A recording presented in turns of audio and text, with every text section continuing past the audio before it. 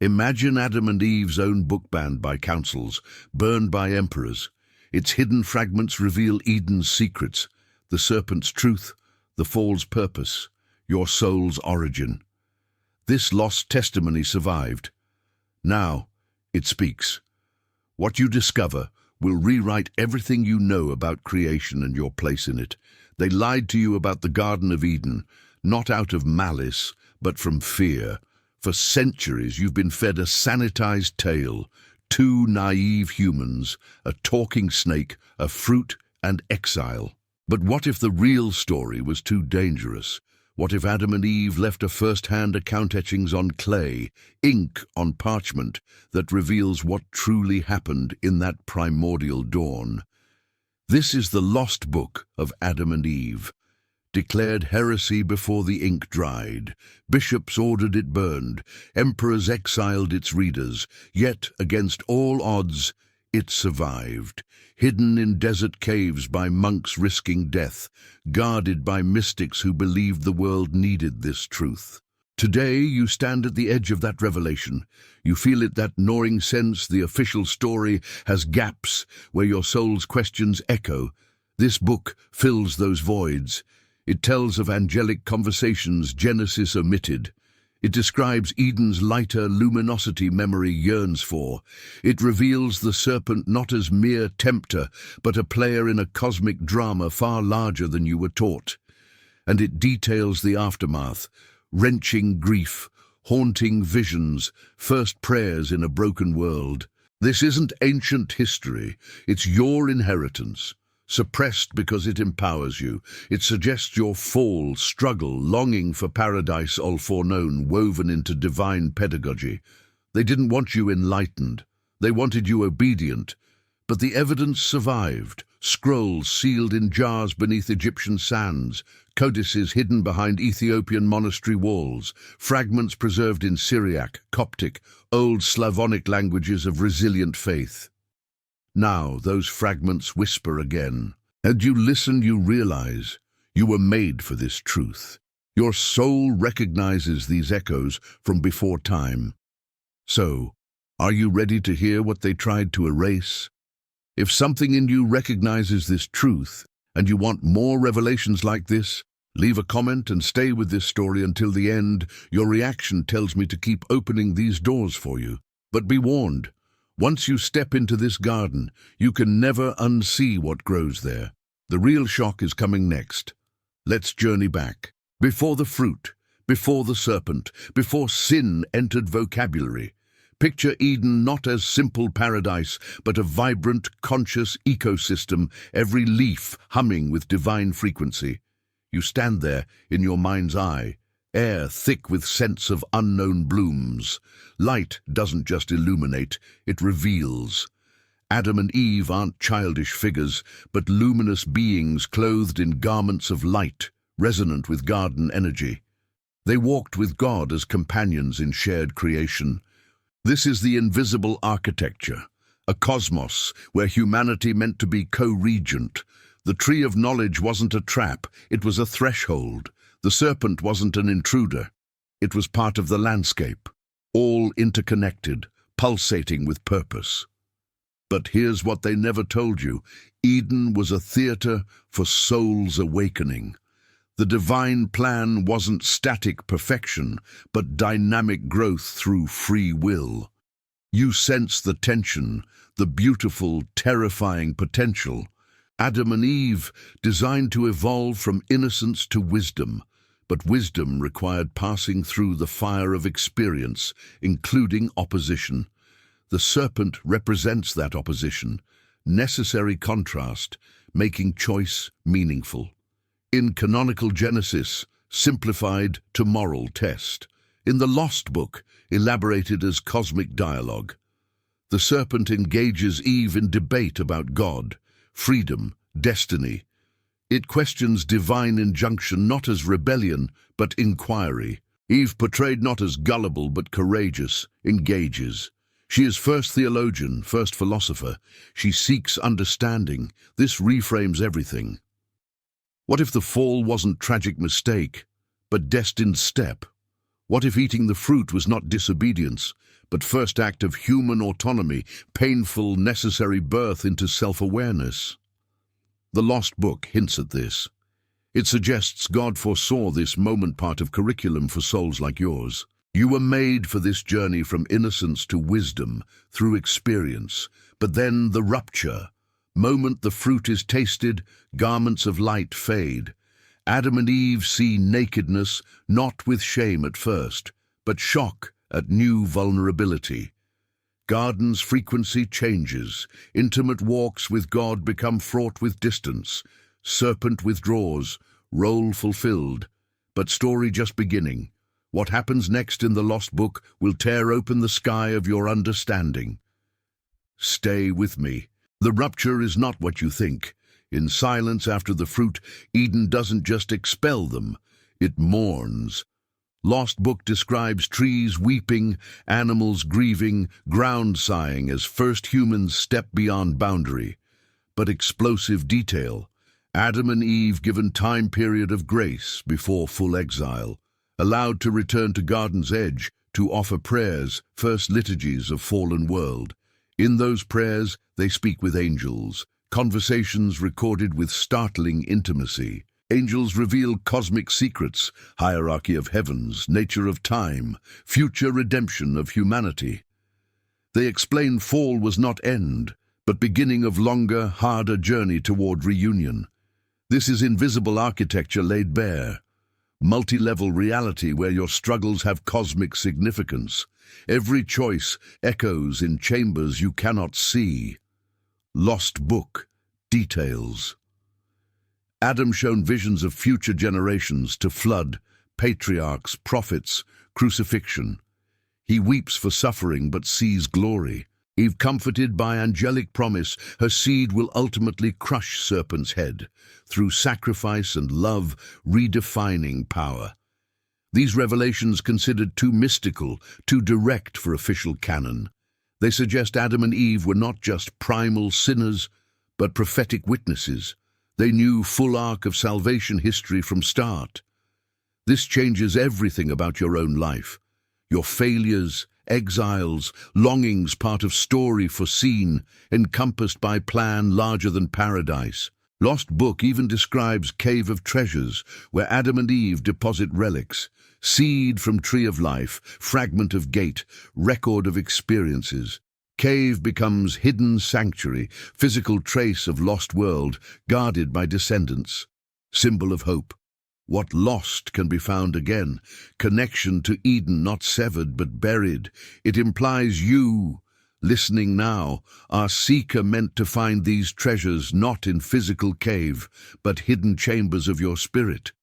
Authorities feared this. If every person has direct access to cosmic truths through inner revelation, what need for priests, dogma, institutional control? So they suppressed Book, labeled it Gnostic heresy, said it encouraged arrogance, but truth, it encouraged responsibility. It told you you're participant in divine story, not passive spectator. Evidence survived. Now as you hear this, you're invited into participation. Question: do you dare accept you were made for this role? Next part reveals physical proof this book is real. Don't go anywhere. After visions, exile becomes tangible. Lost Book doesn't just say they were driven out. It describes journey, step by step, heartbreaking pilgrimage into world now resistant. Adam and Eve learn to farm land yielding thorns, bear children in pain, face death first time. But shock, they are not abandoned. Angels continue visiting, offering guidance, comfort. In poignant episode, Angel teaches Adam how to pray for mercy, how to offer sacrifices prefiguring entire Levitical system.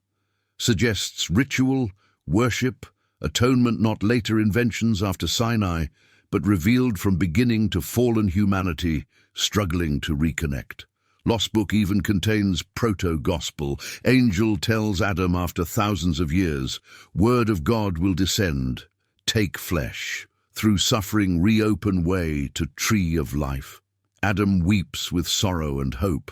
This narrative thread, too Christocentric for some early Jewish communities, too independent for some early Christian bishops, it presented seamless continuity from Eden to Golgotha, bypassing institutional intermediaries, made salvation history personal, immediate, depicted Adam not as cursed figure, but penitent prophet model for all who fall, seek redemption. Eve portrayed with profound dignity. She laments her role, but becomes intercessor for children, has dreams, visions guiding family. In one account, she witnesses Abel's murder by Cain, receives revelation about violence and forgiveness. These stories suppressed because they elevated feminine spiritual intuition to level patriarchal systems found threatening, showed Eve as seer, mystic, carrier of divine wisdom. You feel resonance? That dismissal of such texts left void in understanding sacred feminine. Lost book fills void. Suggests healing humanity's rift requires reconciliation of masculine and feminine principles, theme echoing through later mysticism, but most devastating revelation yet to come. Lost book describes moment Adam, nearing death, gathers descendants, gives written record of experiences, charges them to preserve it for future generations in times of great darkness. This charge, direct invitation to you. You are that future generation. Times are dark. Record has surfaced. What will you do with it? Answer begins with understanding evidence proving this book not legend. What scholars found will stun you. Adam's deathbed scene is watershed. Lost book depicts him frail, voice trembling, but eyes burning with urgency. He passes scrolls to Seth, his righteous son, saying, "Hide these words, for when world forgets its origin, when religion becomes prison, these words will unlock cages." Seth obeys. He hides books in Cave of Treasures' legendary site, mentioned across Apocrypha. There they rest for centuries, but darkness comes, floodwaters rise. Noah, forewarned, saves not just animals, but these sacred texts. He rehides them on Mount Ararat. Generations pass. Abraham discovers them in Ur, carries them to Canaan. Moses, raised in Egyptian mystery schools, accesses them, integrates fragments into Genesis, but censors the fuller account. Why? Because power structures emerging in Sinai needed controlled narrative. Lost book, too democratizing. It gave every individual direct line to primordial truth, so it was sealed away again. But copies were made. Secret lineages preserved them. Essenes by Dead Sea, Therapeuti in Egypt, early Christian ascetics in Syrian deserts. These communities lived as if Eden could be remembered, even regained. They practiced rituals mimicking Adam's prayers, Eve's visions. They saw themselves as keepers of flame in dark age, and they were persecuted. Romans destroyed Essene libraries. Orthodox bishops condemned Gnostic circles using these texts. But the words endured, written on papyrus so fragile, yet outlasting empires. Hidden in jars, buried in tombs, walled up in monasteries, you are heir to this legacy.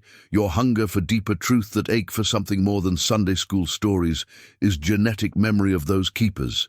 They passed torch through time, believing someone like you would one day listen, and now you are. But here's crisis. As these texts resurface, modern academia often dismisses them as pseudepigrapha false writings. Yet their internal consistency, their cross-cultural echoes, their profound psychological insights suggest otherwise. They feel true because they are true. They are Adam and Eve's testimony, filtered through scribes but uncorrupted in core. And they contain a secret about the serpent that will redefine evil itself. Stay with me. Primary evidence, the life of Adam and Eve, also called Apocalypse of Moses, surviving in Greek, Latin, Slavonic, Armenian versions, all pointing to common source from Second Temple Judaism. This text is backbone of lost book tradition. It opens with Adam sick, 930 years old, gathering children. He recounts Eden in detail, how God formed him from earth, breathed life, placed him in garden eastward. He describes Eve's creation not from rib alone, but from his own luminous substance, a unity deeper than biology. Then, fall narrative with twists. Serpent seduces Eve not with mere trickery, but with logic. God knows if you eat, your eyes will open, you will be like gods. Eve hesitates, but curiosity, the drive for wisdom, overcomes. She eats, gives to Adam. Immediately, eyes of both were opened, but not to shame first, to knowledge of good and evil as intertwined realities. They see world's beauty and pain simultaneously. Garments of light vanish, they sow fig leaves. God's interrogation follows, but here Adam blames Eve, Eve blames serpent, and serpent receives curse but also a prophecy. I will put enmity between you and woman, between your seed and hers. Lost Book expands this. Serpent is not Satan yet, but a beast, more cunning than all, used by a darker force. This nuance critical. It suggests evil not inherent in creation, but a distortion entering through free will. After exile, story continues with Adam and Eve's attempts at repentance.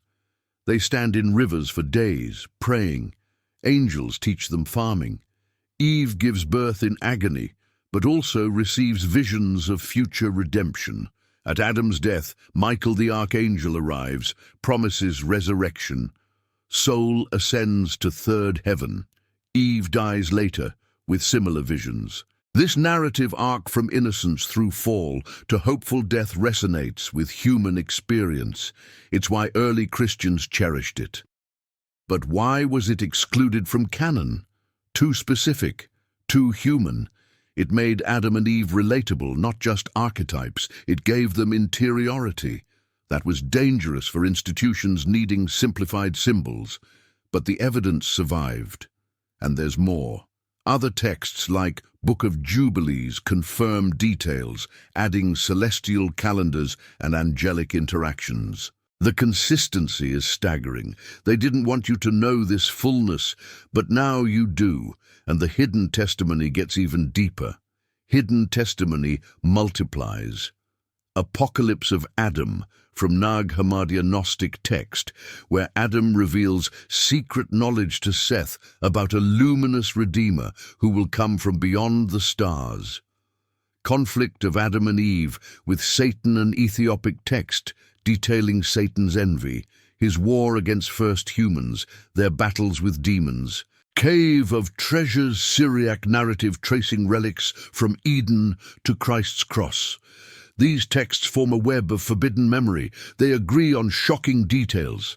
That Adam was shown all human history before his death, that Eve had prophetic dreams about the virgin birth, that the tree of life was guarded by cherubim with spinning swords of fire not just to block, but to test those worthy to return. They describe Adam's tears becoming rivers of mercy, Eve's sighs becoming winds that carry prayers. This is theological poetry at its finest. It transforms myth into mystical reality. But here's the bombshell. Many of these texts were composed in early centuries AD, within vibrant Christian communities exploring faith's depths.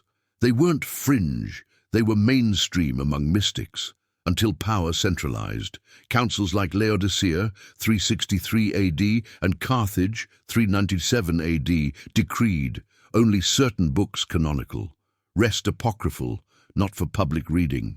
Why? Because they contained ideas threatening hierarchical control. For example, Apocalypse of Adam suggests salvation comes through knowledge, gnosis, of one's divine origin, not through sacraments alone. Life of Adam and Eve emphasizes personal repentance over priestly mediation.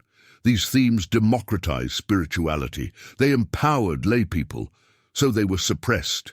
Copies burned in Alexandria's library fires, monks caught with them excommunicated. Yet some survived in remote monasteries in Sinai, in Armenia, in Ethiopian highlands. These places became arks for forbidden wisdom, and in 20th century they erupted back into world. Nag Hammadi discovery in 1945, clay jars filled with Coptic codices, including Apocalypse of Adam.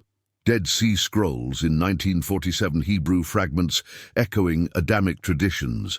It's as if the earth itself vomited up what was buried, scholars stunned.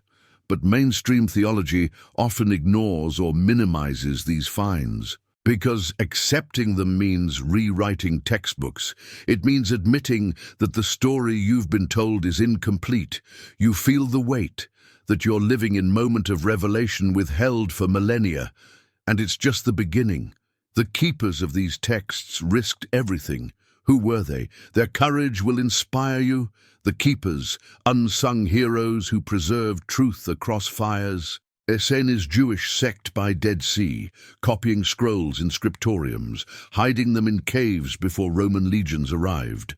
Their community modelled on Adamic purity, awaiting end times. Therapeuta Egyptian Jewish mystics, contemplatives who saw Eden as inner state to be regained through meditation. Early Christian Gnostics like Valentinus, who taught that Adam's fall was awakening and that Christ comes to remind us of our luminous nature. They were declared heretics, but their manuscripts survived in desert graves. Medieval monks in Europe illuminating manuscripts with scenes from lost book, risking censure. Ethiopian Orthodox Church, which never rejected Book of Adam and Eve, keeping it in sacred canon, read during Lent. These communities scattered across globe shared conviction that full truth must be preserved for future awakening. They were links in chain passing testimony to you. Imagine a Coptic scribe in 4th century copying Apocalypse of Adam by oil lamp, knowing discovery means death. He whispers as he writes, "For those who will come after." That after is now. You are those come after. Your listening honors his sacrifice. This isn't just history, it's communion across time. If you feel that you were made for this kind of hidden truth, write in the comments what most shook you so far and share this video with one person who also hungers for more. Your voice helps this buried story reach the ones who need it. Because the keepers weren't elites. They were ordinary people with extraordinary commitment. They believed in you before you existed. They trusted that when darkness peaked, light would find its way. And it has. Through archaeological miracles. In 1945, a farmer in Nag Hammadi, Egypt, stumbled upon jar containing Coptic Gnostic library. In 1947, Bedouin shepherd in Qumran found Dead Sea Scrolls. These weren't accidents. They were unveilings timed for era of global crisis for now. As you hear this, you're part of that unveiling. But what scholars decoded in these texts will rewrite everything you thought about God, sin, and salvation. The next part reveals that decoding. Don't stop now. Modern discovery unleashed theological bombshells. Nag Hammadi codices, translated in 1970s, revealed Apocalypse of Adam, portraying Adam not as sinner, but as enlightened being passing gnosis to Seth. Dead Sea Scrolls included Genesis Apocryphon, expanding creation narrative with poetic details. Scholars like Elaine Pagels, James Robinson, and Xavermes published works showing these texts were widespread in early Christianity, not marginal. Their conclusions? The canon was political compromise, not divine fiat. Books were chosen for control, not completeness. The lost book of Adam and Eve represents a stream of tradition that valued direct experience of God over dogma. It emphasized theosis humanity becoming divine as goal from start. This aligns with early church fathers like Irenaeus, who said God became man so that man might become God. But the lost book takes it further. Adam and Eve were meant to evolve into gods through obedience and experience, but the fall accelerated that process through suffering. This is Felix Kulik's Happy Fault centuries before Augustine. It suggests that your struggles are not punishments, but trainings for divinity. That's why it was suppressed. It made salvation too accessible, too intrinsic. It removed fear as motivator. Instead, it offered love as path. Imagine if that had been mainstream teaching. History might have been less violent, more compassionate, but the evidence survived, and now digital age allows these texts to spread globally. You can read them online. They're no longer locked in libraries. This is second Renaissance recovery of lost wisdom. Yet resistance continues. Some scholars dismiss them as late or heterodox, but internal evidence suggests origins in 1st century, even BCE. The style, the concerns, the apocalyptic fervor fit Second Temple Judaism. They are authentic voices from time of Jesus, and they likely influenced him. Jesus' parables about seeds, trees, lost things, echoes of Adamic imagery, his emphasis on inner kingdom resonance with Eden within. The Lost Book might be key to understanding his message fully, but here's what changes everything. These texts reveal that the serpent was not purely evil, it was instrument of awakening. This doesn't excuse harm, but reframes cosmic drama as pedagogical. You were made for this complexity. And now, the deeper truth about your own soul emerges. Deeper truth. The Lost Book reframes fall as necessary initiation. Without eating fruit, humanity remains in innocent stasis, eternal children, never growing into co-creators. The serpent, then, is catalyst for maturation. This doesn't negate sin's reality, but recontextualizes it as growing pain in soul's evolution. Your own life mirrors this. Every time you choose knowledge over ignorance, even if it brings pain, you reenact Eden's choice. Every time you rise from failure with wisdom, you participate in redemption. The Lost Book suggests that God designed this, that love requires free will, and free will requires possibility of error. So the fall was not surprise, but part of curriculum. This transforms how you view your mistakes. They are not eternal condemnations, but lessons in love's school. The tree of knowledge gave awareness of good and evil, duality needed for choice. The tree of life awaits those who, through experience, learn to choose good consistently. Christ, in this view, is not just remedy for fall, but fulfillment of its purpose, the one who shows how to eat from both trees. He is new Adam, but also ultimate Eve, birthing new humanity. The Lost Book's prophecies about Redeemer align with this. They depict a suffering servant who heals through empathy, not force. This theology was too subtle for empires wanting simple moral codes. But it's truth your soul craves.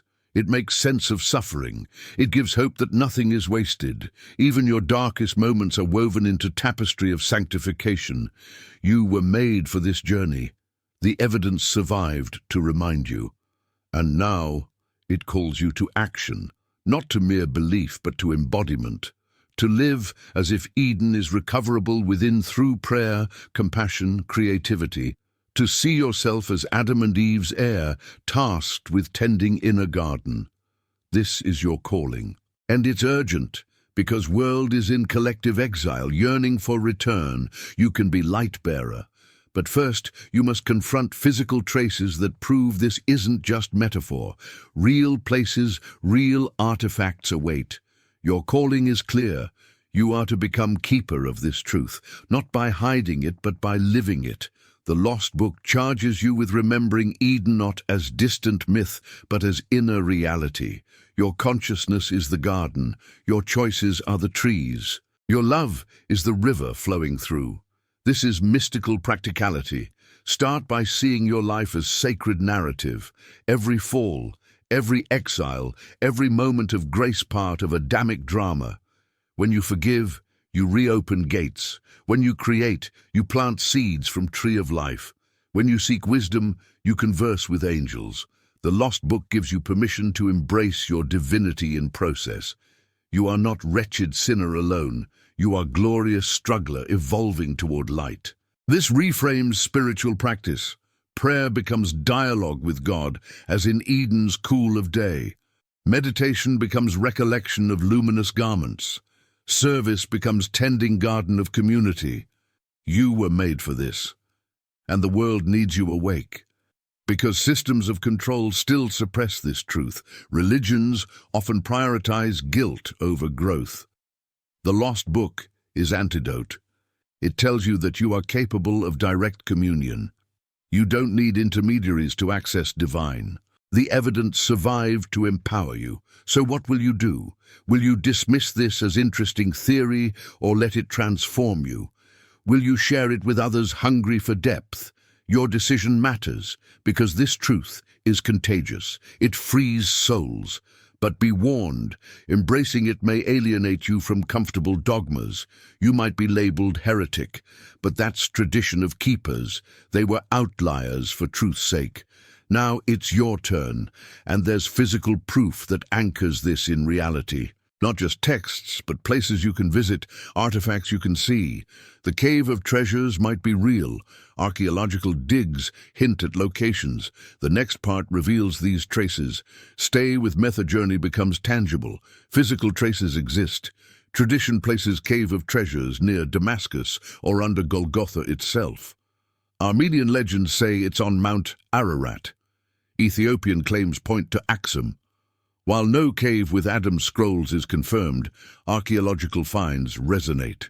For example, early Christian catacombs in Rome have frescoes depicting Adam and Eve with angels scenes from Lost Book, not Genesis.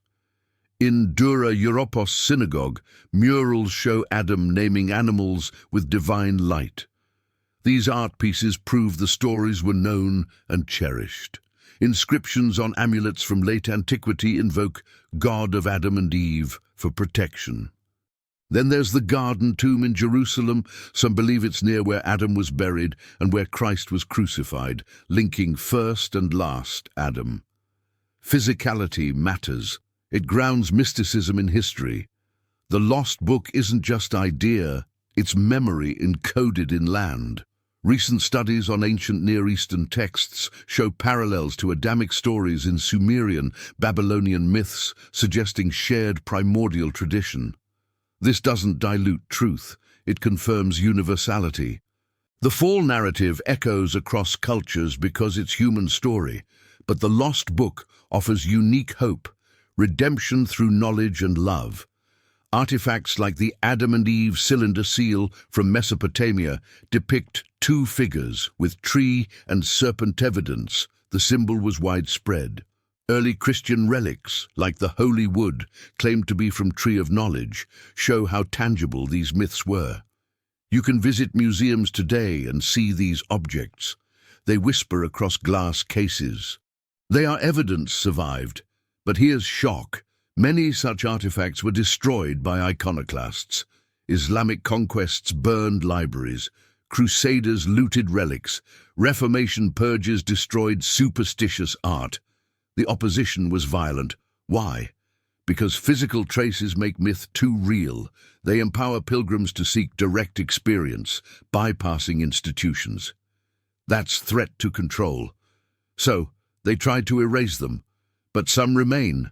And now, with technology, you can access them virtually. You can read digitized manuscripts online. You can tour caves via video. The traces are at your fingertips. But not everyone wanted this found. The next part exposes the opposition in detail. Who tried to bury this, and why? The answer will enrage you. The opposition, a consortium of power across millennia. First, Jewish priests after exile, centralizing worship in Jerusalem, suppressing mystical texts like those found at Qumran. Then early Christian bishops at councils Nicaea, Laodicea, Carthage, defining orthodoxy, banning apocrypha. Emperor Theodosius issued decrees burning non-canonical books. In Middle Ages, Inquisition targeted those reading heretical Adamic texts. Libraries of Alexandria, Constantinople sacked countless manuscripts lost. Reformers like Luther also rejected Apocrypha, limiting Bible to fewer books. Why this consistent suppression? 3 reasons: control, fear, and power. Control. If people believe they have direct access to God through inner Eden, they don't need priests as gatekeepers. Fear. That complexity of lost books theology, where fall is nuanced, evil ambiguous, might lead to moral relativism. Power. Institutions maintain authority by simplifying narrative into sin and redemption formula that requires their mediation. The lost book undermines all that. It suggests you can talk to God, as Adam did. It suggests Eve's intuition is divine. It suggests serpent has role in soul's growth. These ideas democratize spirituality. They are revolutionary. So they were buried. But resistance wasn't just top-down. Often it was internal theologians who found these texts too challenging, who preferred clear binaries. Yet the evidence survived because truth has resilience. It hides in plain sight.